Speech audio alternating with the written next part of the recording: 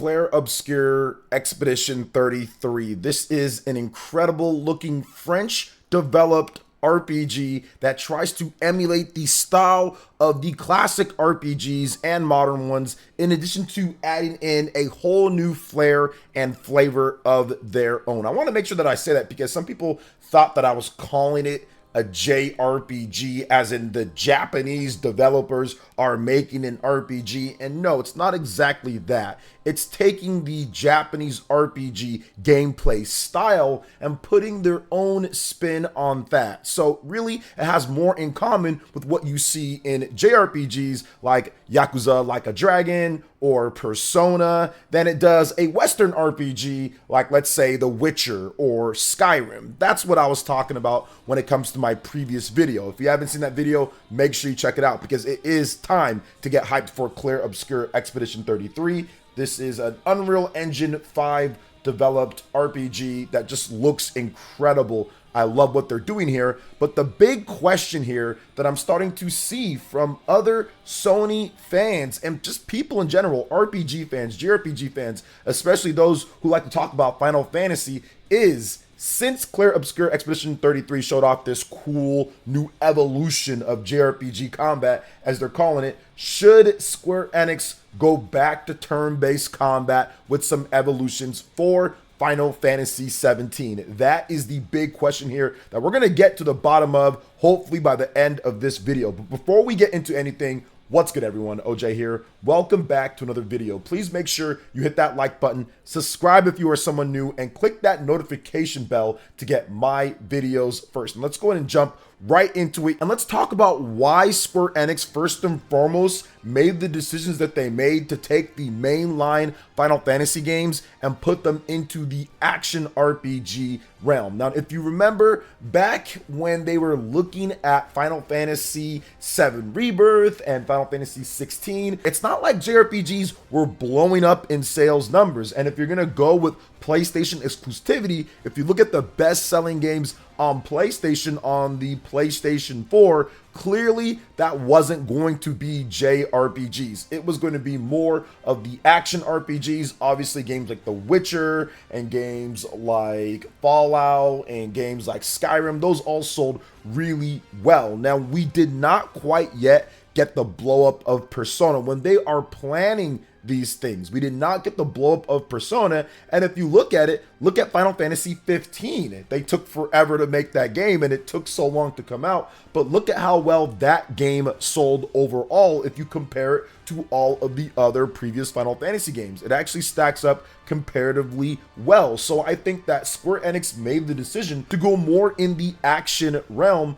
by simply looking at the market and saying, okay, well, the market is showing that action RPGs are blowing up and turn-based RPGs are not necessarily doing as well while we are planning these games. I think that they have to look at the market and the audience and say, this is what's doing well, and maybe we should move over to this. You also look at some of the declining sales of the turn-based RPGs for Square Enix with the Final Fantasy 13 series, but I think that was more due to the games not being quite as good in terms of fan expectations, more so than the battle system, because the battle system overall was pretty good. Well, maybe not Lightning Returns, but Final Fantasy 13 and 13-2 were good. It was the structure around the games and some of the quality of life options and what you do, the game itself, that caused those games to reduce in sales from game to game to game.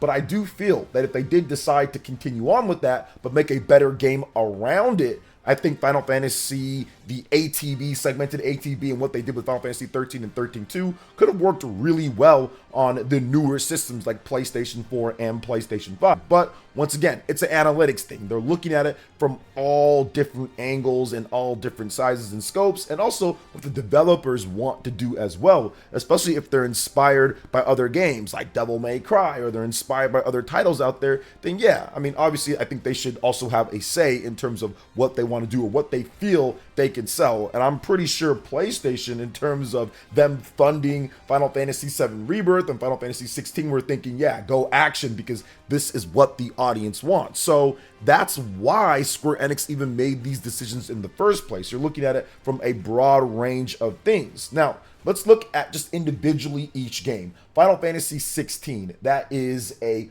hardcore action, heavy emphasis on the action part than RPG. It's trying to be a true fusion or blend of a Devil May Cry or of a action game, pure action one, but then also add in the RPG elements that Final Fantasy is known for. And for the most part, I think they get a lot of things right. Now, I didn't like how you don't have different party members that you can switch between in the main base game. I thought it would have been cool to play as Cid and other characters, but it is what it is on that. But they went heavy into the action with that game. And I think that when they decided to do that, they were thinking, okay, we can split it off with our remake series with Final Fantasy VII Rebirth, and we can create something that's a bit more similar to what we had before with turn-based combat. And how they decided to do that was, okay, yes, you're still heavy on the action, you're still button mashing and playing the game in an action RPG setting, but you can pause the game, you have ATB, it's segmented into different things,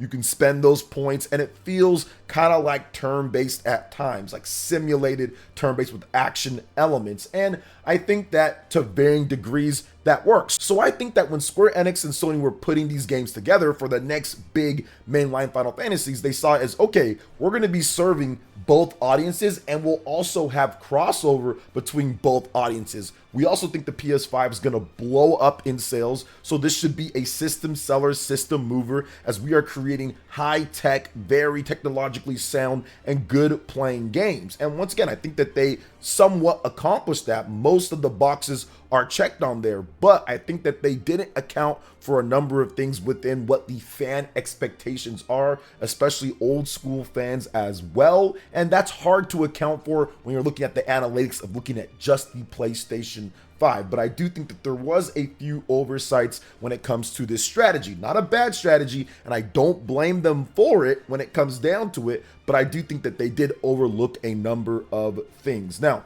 the big thing here with this is what will be the future of Final Fantasy. Well, they can go a couple different routes here. I mean, they can continue doing what they're doing, making an action-heavy RPG. Then, of course, they still have Final Fantasy VII Remake Part 3 that they have to do. And they can also look at other games, right? Other titles and remake those into action RPGs as well. They could do that.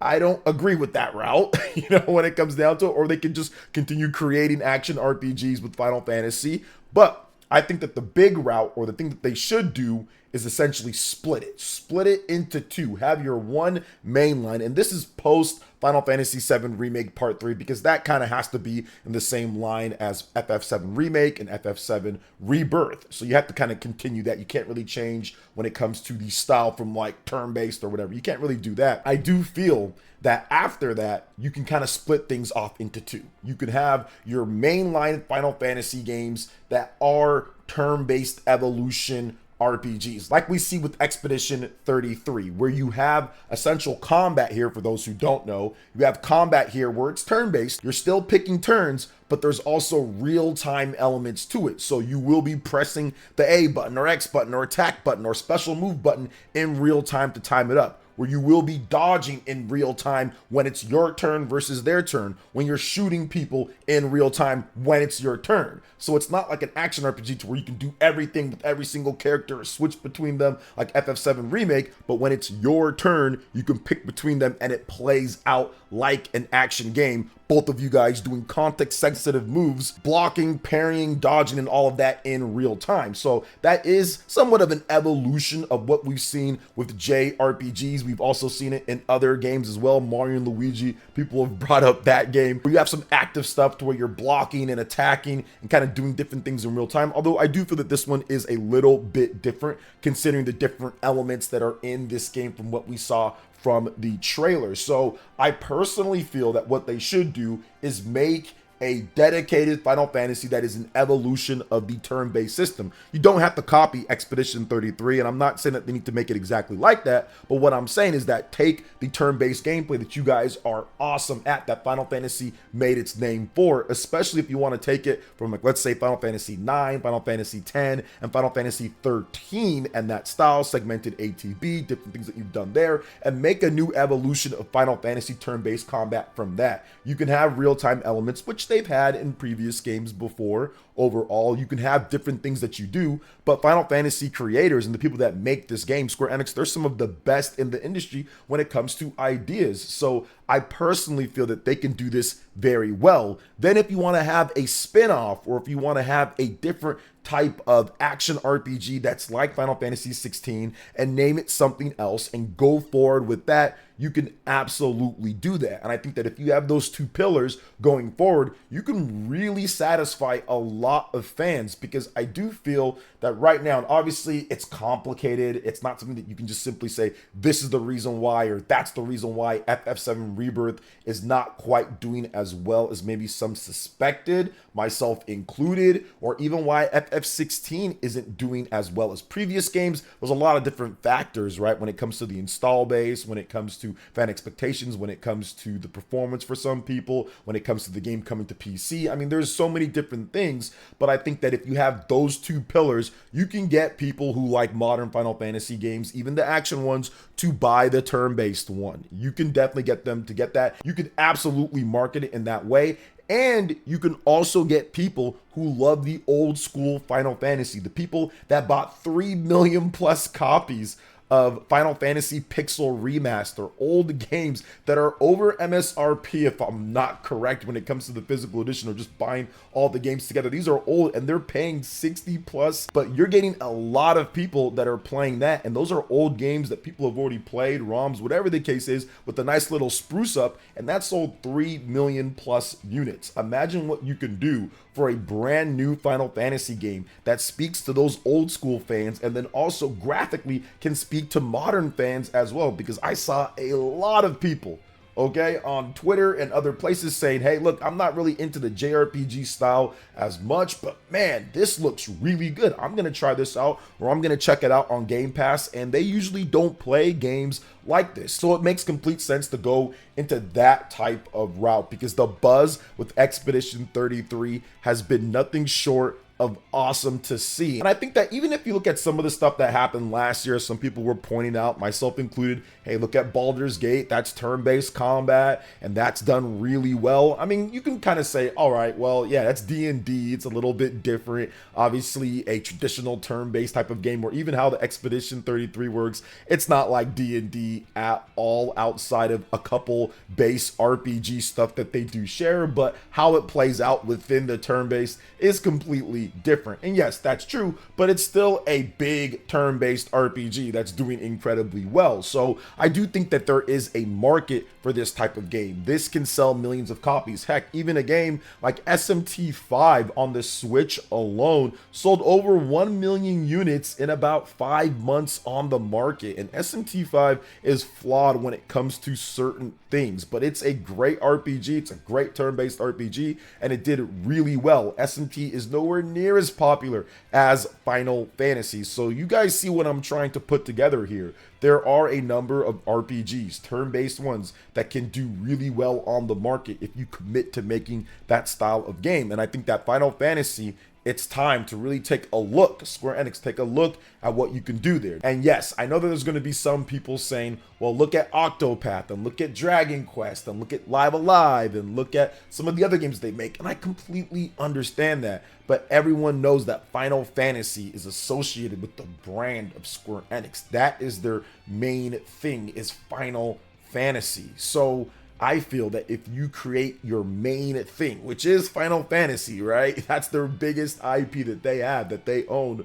I think that that will be something that really gets Square Enix back to where they want to get to, which is the PS1/PS2 era of Final Fantasy sales, even when it was exclusive on one platform. Now they want to get those sales and make it multi-plat, but they want to get back up to that because they've seen other RPGs like Monster Hunter and Persona pass them up when it comes to console sales. And I'm pretty sure they want to get back to what Final Fantasy was about, selling 8, 9, 10, 11 million plus units on the console. So What do you guys think overall about what I had to say here about Clair Obscur Expedition 33, and if Final Fantasy 17 is going to do this and follow in the footsteps? Let me know what you think in the comment section below. All right, guys, that wraps it up for this video here. Thank you so much for watching. I do appreciate it. Please make sure you hit that like button, subscribe if you're someone new, click that notification bell, and check out my other Nintendo Switch and RPG videos right here on screen. Thanks for watching, and we'll catch you guys for the next one. Peace.